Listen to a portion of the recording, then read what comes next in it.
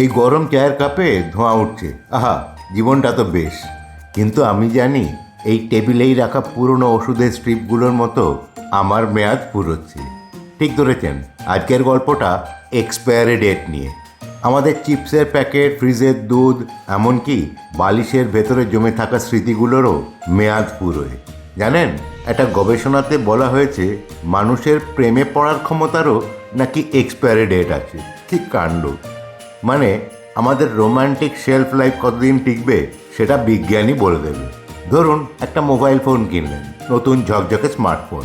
প্রথম 1-2 বছর ভালোই চলল, কিন্তু 3 বছরের মাথায় সেই ফোন আর আগের মতো চলে না। ফোনের স্পিড কমে গেছে, অর্থাৎ সময় ঘনিয়ে এসছে। মনে হয় ফোনটা যেন নিজেই বলছে, আরে আমারও তো মেয়াদ আছে। আমাদের জীবনের সেই মিষ্টি সুযোগগুলো, সেটা কোনো বড় কাজই হোক বা ছোট সুখের মুহূর্ত, তার মেয়াদ ফুরোতে দিলে যে আরও বড় লস। আর ভাবুন তো, মোবাইলের সফটওয়্যার আপডেটের মতো যদি আমাদের ব্রেনেরও এরকম আপডেট লাগতো, মাথার মধ্যে ভেসে আসতো মেসেজ, ব্রেন ভার্সন 3 ইনস্টল করার আগে ব্যাকআপ নিন। অর্থাৎ আমাদের পুরনো স্মৃতিগুলো উধাও হয়ে যাবে।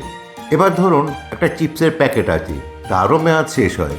যদি এক্সপায়ারি ডেট পেরিয়ে যাওয়ার পরে খেয়াল না করে খেয়ে ফেলেন, তাহলে পেট গণ্ডগোল করবে।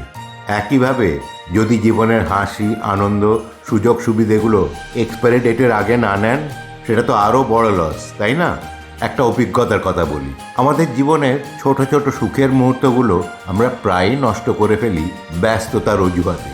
আর যখন আমরা পিছন ফিরে তাকাই, তখন মনে হয়, ইস, একটু আরও বেশি সময় দিলে কি এমন হতো।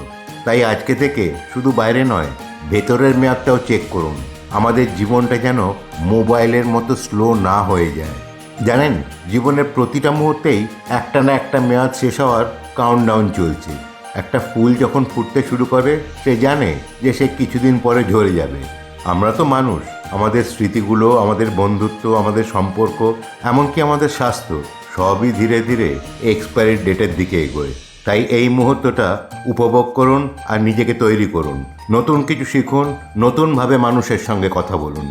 তাহলে আজ থেকেই একটা কাজ শুরু করুন। জীবনের ছোট ছোট মেয়াদ ফুরিয়ে যাওয়া জিনিসগুলোকে নিয়ে না ভেবে কিভাবে নিজেকে আপগ্রেড করা যায় সেটা ভাবুন।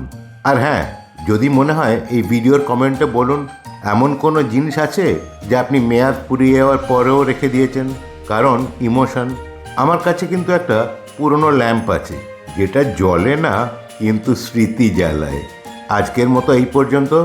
ভালো লাগলে একটা লাইক আর সাবস্ক্রাইব করুন, কারণ এই ভিডিওটার কোনো এক্সপায়ারি ডেট নেই।